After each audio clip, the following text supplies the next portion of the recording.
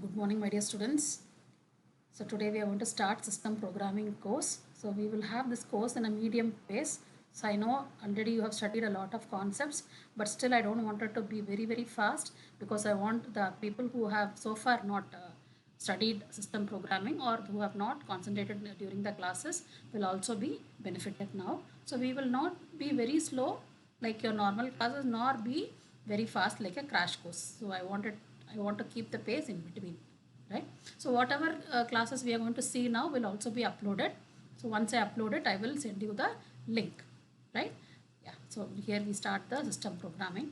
We will start from the basic concepts. Today we will see a lot of basic concepts. So if you are thorough with what is happening, then every concept you study will make sense to you, right? So let us see. So introduction. First thing is, first of all, you should know what do you mean by system programming, right? So far, whatever you have studied in BCA, this will be the ultimate paper. So I would say this will be the on the top of everything because we have only studied application programming, right? We have only studied application programming. We have studied a lot of high-level language programming. We also studied assembly-level language programming. But whatever programming we studied so far are all application programming only. So we have not studied system programming.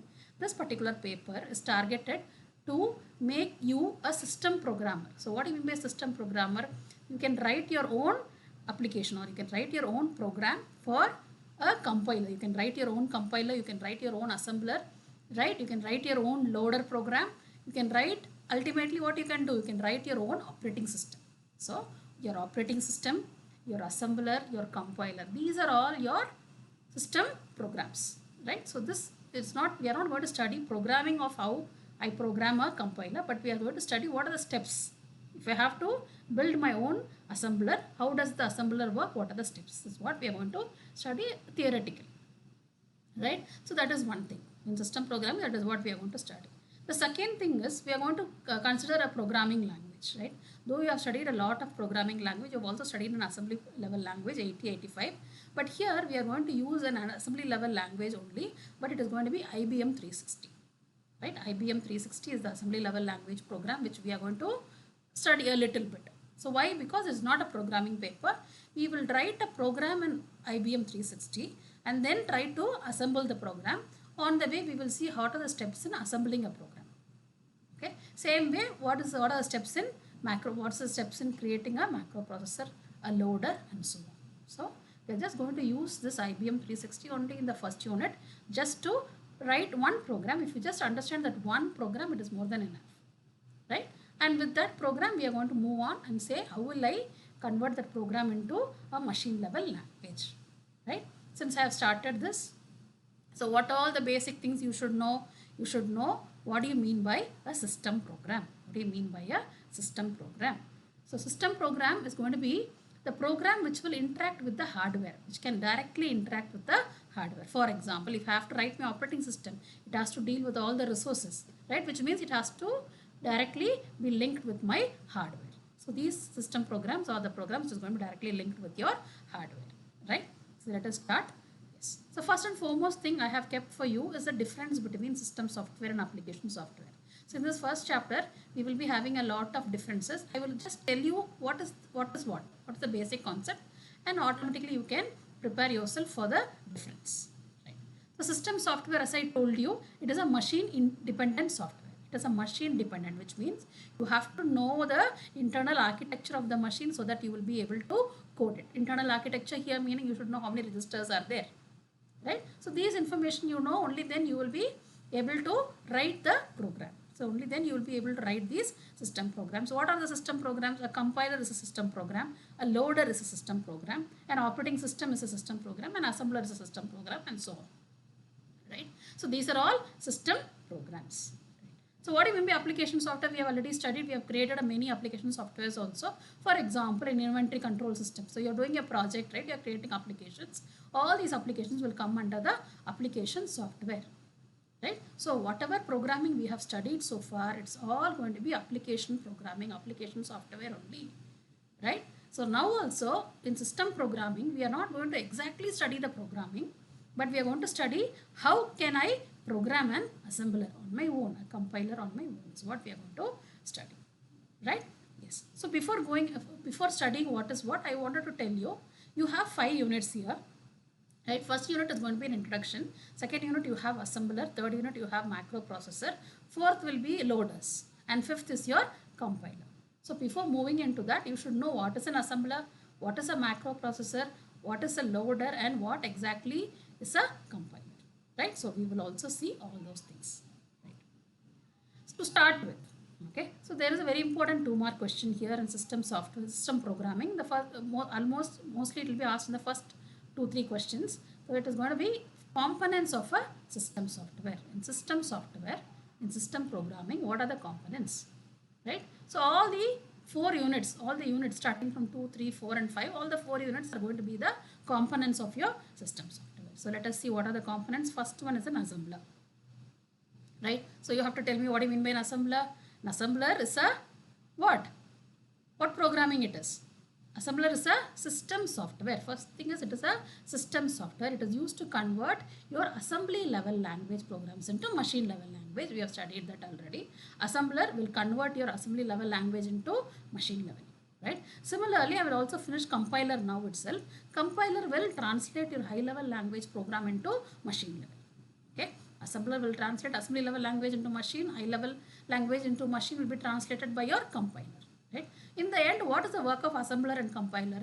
It is supposed to translate the source code into what? Machine language or the object code. It is supposed to translate the source code into object code. Source code will be in your programming language, be it your high level programming language or assembly level programming language.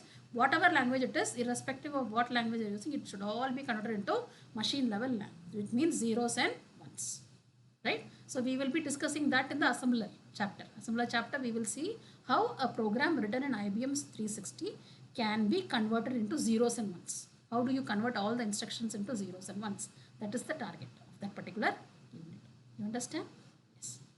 So compiler, similarly, what are steps in compiling? How a high level language program can be compiled? That is what we are going to study in the 5th unit, where you have compilers. Right? So that is compilers and assembler is covered. So those are the 2 components. The third component I would like to tell you is the loader. So assembler and compiler, I think you would have studied, maybe when we discuss microprocessor also I have told you. So loader is something which is new for you, right? Now I wanted to link it to the operating system. So in operating system, how will I execute a program? If I have to execute any program, that program has to be loaded into the main memory for execution. We have studied that in the 3rd semester. So any program has to be executed, has to be loaded in the main memory for execution. Yes or no? Yes, did we not study that?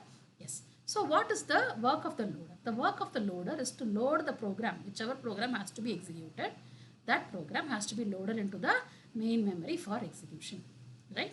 So yeah, now we are in the 6th semester. We should know in depth, right? So will whatever program I write, will it be loaded into the main memory or it will be loaded into your RAM? Is that the work of the loader? No.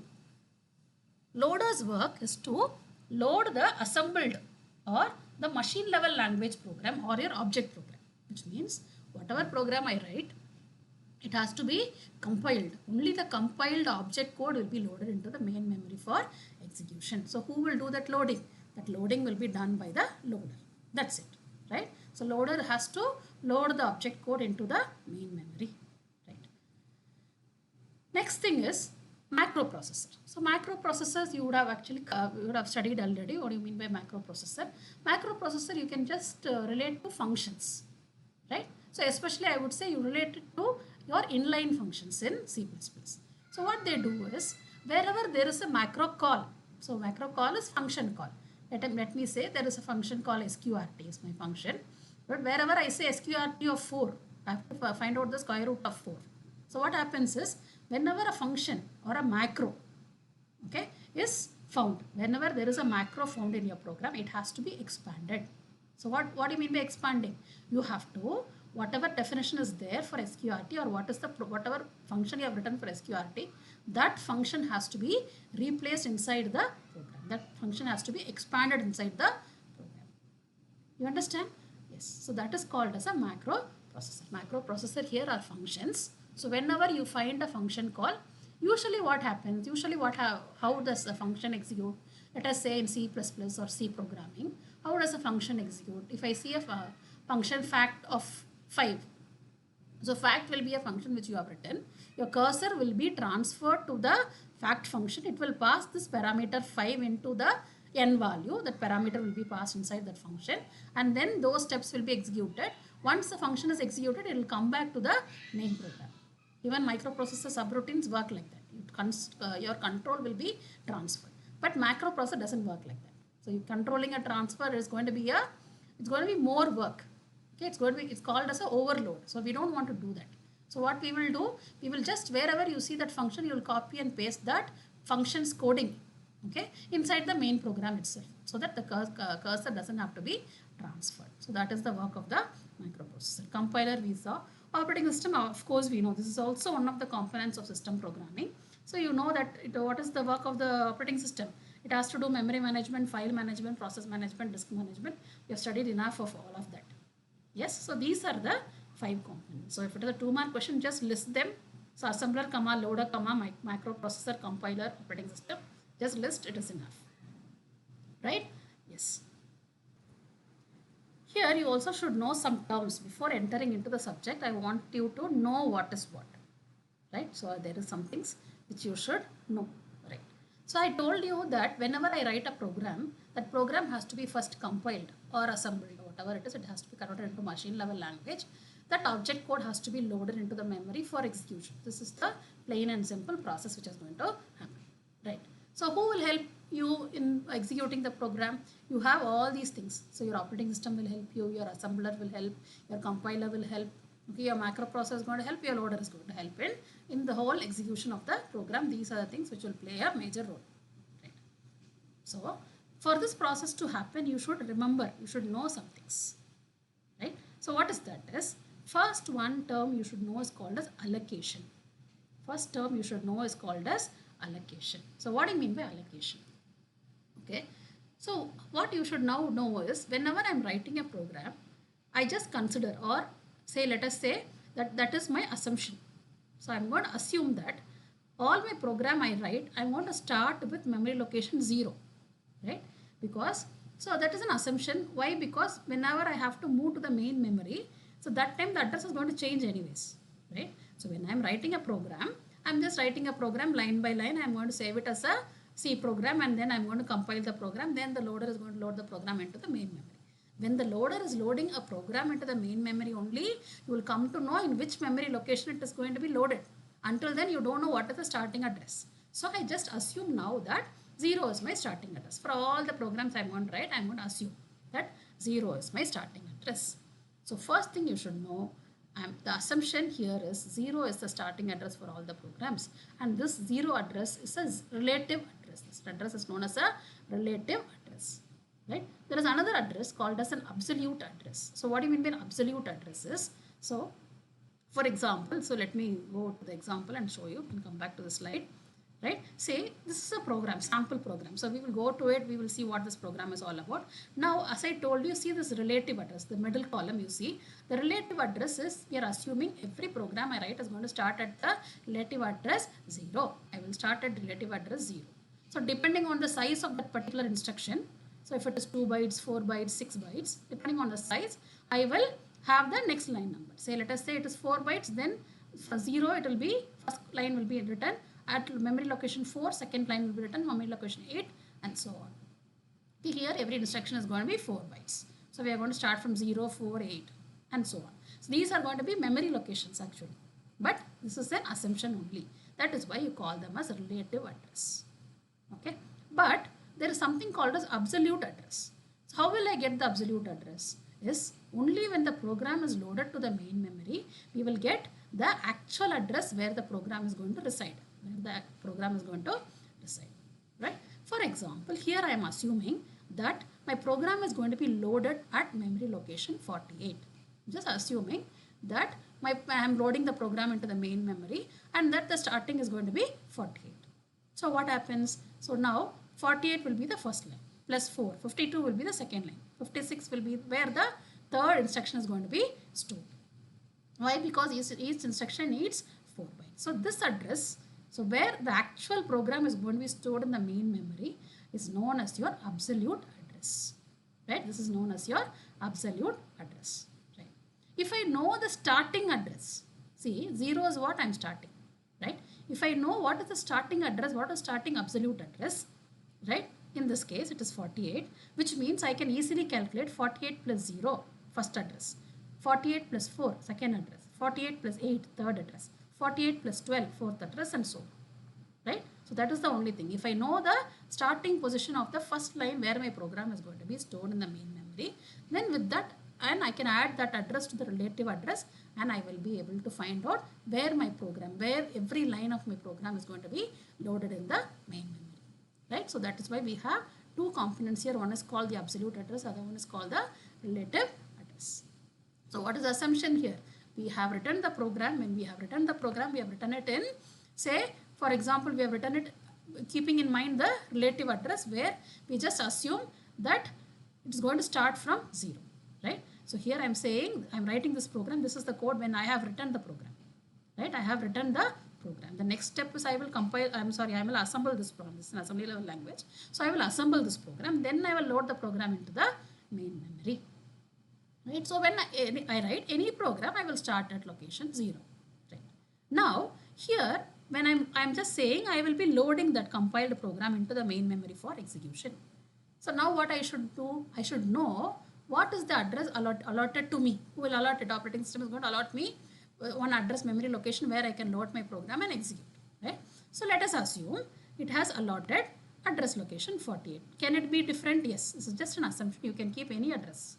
So why 48? It is difficult. I will keep it as 50 so that adding will be easy for me. Yeah, you can do it, right? No issues, right? So this is going to be the starting address. So if I only know the starting address, I don't have to know all these addresses. So I don't have to know any of this address. Only thing what I should know, if I know the starting address, I will add the starting address with the relative address. Then I will get what I want. What the actual address is, I will come to know. You understand? So this is the basic concept. Right? What am I actually doing? Right? For that, you should know these terms. Right? What are these terms? First one is called allocation. So allocation means allotting space in the memory for your program. Right? So I have compiled the program. So I am going to say I wanted to execute the program. So memory space will be allotted for your program. That is called allocation. Right? Simple. Just allotting memory space for you in the main memory so that you can execute your program. Right? Yes. We will come back to linking and relocation. Next one I wanted to explain is loading. So what do you mean by loading?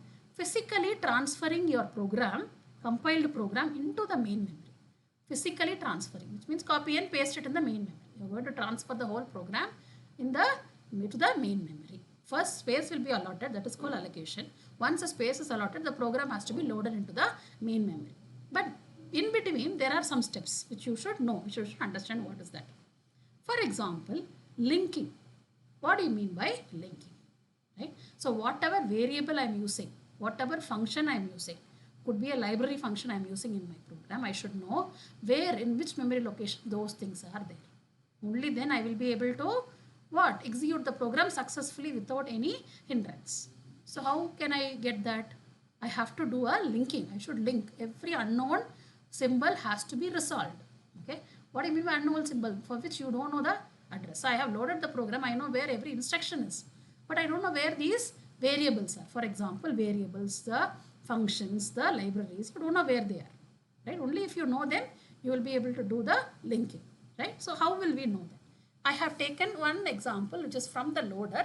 So don't get confused. I just want you to understand the concept. That's it. Right? I'll show you that example.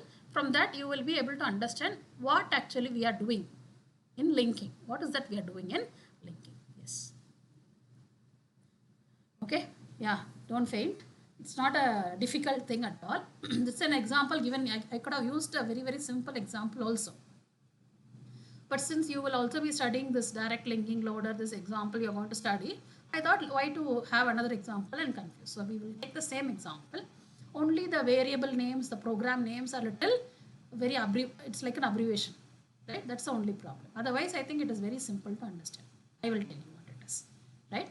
Let us start. Let's break this program, right? First thing is, I have written a program. The name of the program here is known as PG1. So I have written a program, the name whose name is going to be PG1, right? So just take a pointer. Right. So this is the name of the program. The name of the program I have written is PG1. So what I should do, I have written the program, relative address is starting from 0, right? It goes on, let us say, till 60. So 56 maybe it is 4 byte instruction or 4 byte value declaration actually has happened. Whatever it is going to go from 0 to 60, let us say. Okay, this is a program whose name is PG1, right? Yes. What is the problem now for me? The problem now is, in my program, I have declared variables. I have also have functions, some function declarations are also there, right? I have also used some functions which is present in some other program, right? Let us say it's like a library. I'm going to use math.h, I'm going to use square root. So what happens? You have to load the math.h program also into the main memory and then execute the square root function. You understand? So that is what we are going to do here. Instead of saying my program is to find the square root, I'm using math.h. I'm just saying generally I have a program PG1 which is going to use another program which is called PG2. So I have one program PG1, it is going to use variables and functions from other program also, right? So what happens, what I should do, I have written this program. So PG1 is here. There is another program PG2, let us say another program, that program also is written from 0 only, again relative address, right? So I have to load these two programs into the main memory. So what will be the address of all these instructions is what I wanted to know. What will be the address of every instruction, right? Yes. I also have another information saying that this particular program is being given a memory location of 104. I can load this program at the memory location 104. At 104, I am loading the program, right? Yes. I keep loading. I finish loading, right? Then the next program, from the very next memory location, I will be loading the second program also, right? So for executing the first program, I need the second program. So first I loaded PG1 program at location 104. Then I will load PG2 program. So obviously it will be at location say 168, right? I'm going to load it from location 168, right? So one more thing you have to understand, in IBM 360 or any programming language, first the program will be written, right? Here you can see that the program is written. Yes, in the program whatever variables are used, right, those variables are declared after the program. So from 0 to 40 the program is written. From 40 you have the data present. The data which you need in the program is present, right? So don't worry about the start, entry, extend. This is all concept of direct linking loader. I'm not going to touch about it. Just showing when I'm loading the program, PG1 is where what a program I wanted to execute. I will load at location 104. That also uses PG2. So I'm going to load PG2 at location 168. Right, at 168 after PG1 is done, stored, the program is stored, I will be loading. This is what I'm saying. Right. Now, just look into these two circles whichever I have drawn here. Right. Just we are only going to talk about that. Right. What do you mean by linking? What do you mean by linking here is, I am saying there is going to be a variable. Say for example, PG1 is my program. It is going to have two functions. It could be a variable or it could be a function. So whatever it is, I wanted to know what address it is present, right? For example, PG1ENT1. Okay, it is some name. Let us say it could be a variable. Let us take it and there is a variable. It is going to be at location 20. There is another variable at location say 30. So this is how my program is placed, right? You can also have it as a function. The PG1ENT1 can also be a function definition. Whatever it is, I wanted to know what is the address of PG1ENT1. What is the address of PG2ENT2? Because these two symbols are unknown. I don't know. I know start, I have heard of start because it's all keywords, I know, but these variable names I don't know because you have to resolve the symbols. Unknown values are called as symbols which has to be resolved. You have to find out the address. How will I find out the address? Yes, for example, I have started the program at 104. Okay, PG1ENT1, here PG1ENT1 is at location what? 20. Your relative address is 20, which means what will be the actual absolute address? Yes, exactly. Your absolute address for PG1ENT1 will be 124. How is that? 104, right, is your loading address. plus 20 if I add, then you will get your address for PG1ENT1, right? So now we have resolved the symbol. We know the meaning of it. PG1ENT1 means 124. We know that, right? We have found that. This process is called as linking. Yes, this process is called as linking. Similarly, PG2ENT2 is nothing but 134, right? So we will add the what value? First base register value. We call it as a base register value because the starting point of the address, your main memory address, is going to be loaded in your base register. That we will come back to that again. If you have doubts in that, I will come back to that. So when I add 30 with 104, I will get the absolute address of what? PG1ENT2, right? So I have resolved. In my program, say for example, I am using it like this. I wanted to find out, this is like an assignment for you. Find out the address of PG1ENT1. So what is the address of PG1ENT1? 124 is the answer. So PG1ENT1 address is going to be 124. We have found that out already. Again, there is an assignment which is going to be find out the address of PG1ENT2. So PG1ENT2, what is the address? You have to find out. How will you find out? PG1ENT2's address is 134 plus 50. So PG1ENT2 plus 50. So 134 plus 50. What is that? It is 149, right? The next one, you have to find out the address of PG1ENT2. PG1ENT2 is 134 minus PG1ENT1 is 124 minus 3, right? 134 minus 124 is 10 minus 3 is 7. You understand? So now you know all the values. You have resolved all the symbols. You know where that symbol is going to be stored in which memory location. If you are able to do this, then that's it. You have done the linking part. So linking could be linking your variables. It could be linking your functions written. It could also be linking your libraries. Okay. Mainly linking, we always say it is linking the libraries. Right? How is it linking? This is how it is going to link. Now we will take the next, go to the next thing, address of PG2. So you should not only be aware of where PG1 is stored, you should also know where is PG2 because PG2 also is going to be used in this particular program. So address of PG2. Address of PG2 is what? 168. So here the address of PG2 here is going to be 168. Right? So PG2's address is 168. Next one. Address of PG2ENT1. So PG2ENT1 means PG2 programs.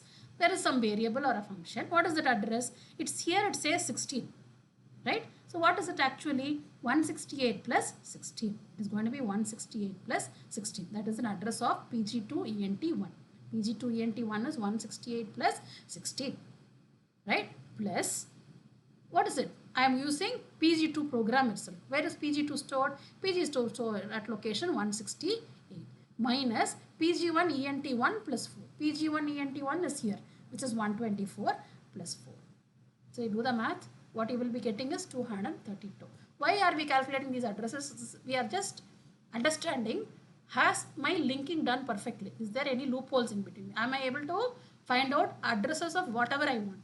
Yes. Yes, I am able to find out the addresses of whatever variable or function I want. This process is called as linking, right? So when we come to this program, we will see, okay, we can even have a better understanding of that program. But now just to understand what is linking is what I have told you. Linking will resolve symbolic references. So what is symbolic reference here?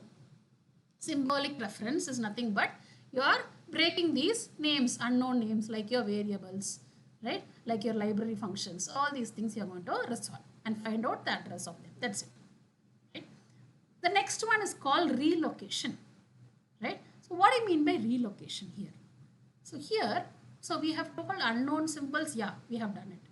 But what happened to the memory locations? So let us show you. I'll show you one example here. In this particular program, I'm saying here L, which means load, right? 2,904. I'm using an address here. Right? 904 is an address. What is 904? 904 is a relative address. So what you should do? You should also do the relocation for that. Which means you should know what is the now what is address. What is that now? After loading into the main memory, what is the address? The address in the program I told it is 904 is what I have given. Can I just say 904? When I load it to the main memory, what happens? It will become a error. Because 904 will be some other instruction. Okay? So what I should do? I should change wherever there is 904, it has to be replaced with 952. Yes, wherever I am using this address, I will be replacing it with 952. Why? Because that is the actual address. That is an absolute address, which means the address after you load it to the main memory. That is the address after you load it to your main memory. Right? So this process is called as relocation. Right? Adjust all the address dependent locations, which means in my program, if I am using addresses, wherever I am using addresses, that has to be again converted into, from relative address, it has to be converted into absolute address, right? So in my program, what all I have done, first of all, I have allotted memory to load the program. Then I will search for all the symbolic values. I will find the address for all the symbolic values. That is known as linking, right? The next thing I will be doing is relocation. So what do you mean by relocation? I have to find the addresses, the relative addresses, wherever it is there in the coding. I have to change it into absolute address, right? So what I will take care, I will adjust all the address dependent locations. So whichever location is dependent on the address, that I have to relocate, right? So these things we have done. Now my program is ready. I know all the values in the program. So when the program is loaded into the main memory, I will be able to easily execute the program without any errors, right? So these are the four important concepts you should understand: allocation, relocation, loading, and linking, right? So loading is physically loading your program into the main memory. I have told you already that. Yes, clear? So once you understand this basic concept, then whatever I say, you will be able to relate to it. Okay, next we will continue with some 2-mark questions. Here there are some important 2 marks. You can see your old question papers. First 4 questions, right, will always be from this chapter only. So all these questions, whatever we are going to see now, 2-mark questions are important, very simple also. But it is very difficult to write 4 points. So you know that basically you know the concept, but writing 4 points, it may be difficult. So remember, try to remember the points. Right? So what is a procedure and what is a processor? Right? These are two different things. You cannot compare them, actually speaking. It's like comparing apples and oranges. But still, so this is a 2-mark question which is frequently asked. A processor is a hardware. Yes or no? It's like your Intel chip. So let us say i5, i3, i7. So these are the processors. Okay, so it is going to be in hardware. Okay, what do you mean by procedure? Procedure is a function written inside your program. Okay, a program is there, and inside a program you will have small procedures or functions. So that is known as a procedure. So that is nothing but your software program. Processor basically is hardware, and this is going to be software. So other differences you can easily write. So you just have to understand what is the basic of what do you mean by a processor, what do you mean by a procedure. Right. Next question. What is a processor and what is an I/O channel? So what is a processor? We already saw. Right? What do you mean by an I/O channel? Right? So whenever I have to write the coding, I should also understand the processor first. To know what registers are there and all, I have to understand the internal components of the processor. So what is the work of I/O channel? The work of I/O channel is it's going to interact with your I/O devices, input device and the output device, and is going to fetch the data into your system. Yes, it's going to be an intermediator who is going to take the, say, inputs and output from your input-output devices, and then it is going to pass to your CPU. Right? It's going to pass it to the processor, then the processor will process those instructions. So this is the work of your I/O channel.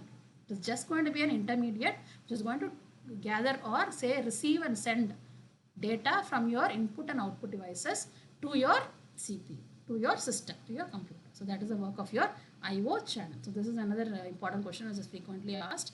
Yes, here. So this one you should understand. Closed subroutine and an open subroutine. Yes. What is a closed subroutine? Here I am saying you can relate to a function. We have studied subroutine also in microprocessor, but still I will tell you can relate to a function. It is just a function.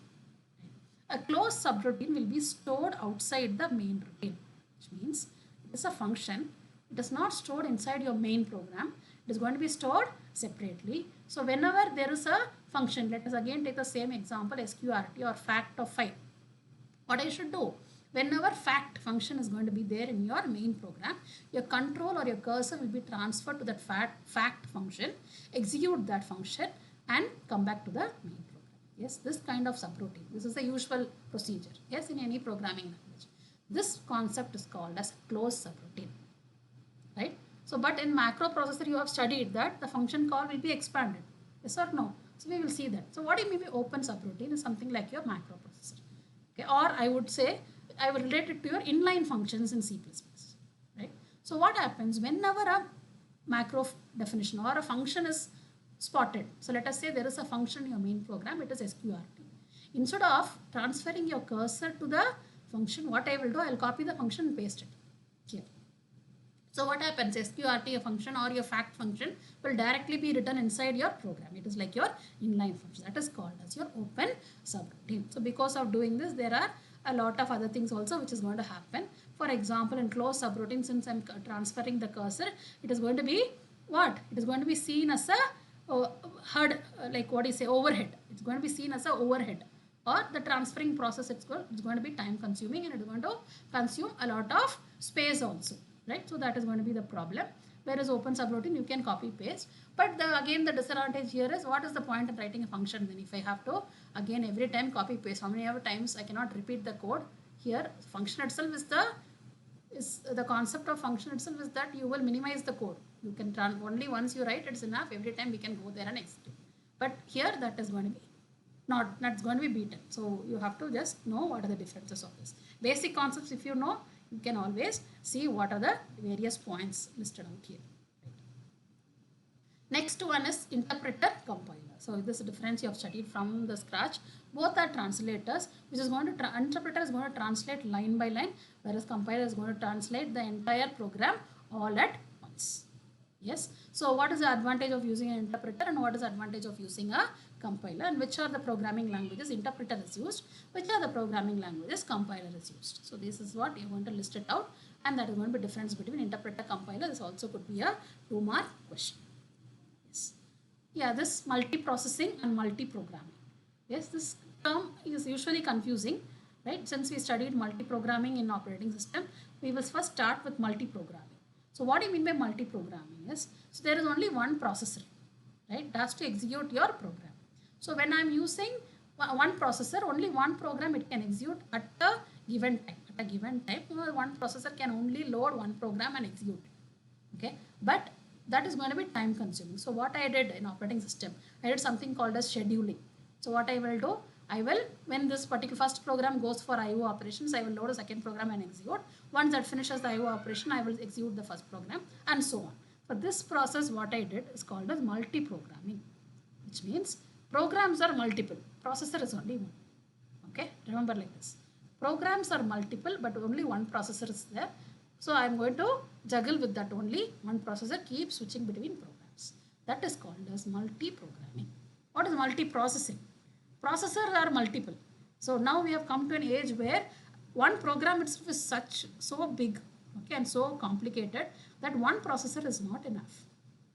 Right, I'm going to use different, very many processors. You have this quad core, octa core processors where I'm dividing the program and trying to run the program simultaneously. So more than one processor will be there. That is multi-processor. You understand? So this is again 1 2-mark question. Yes, so that's it. I think we have covered most of the basic concepts today. When we start the actual classes, so you will find you must be able to relate to these concepts. Any doubt, you can always send me a WhatsApp. I will take that question and maybe reply it to you in the next class, right?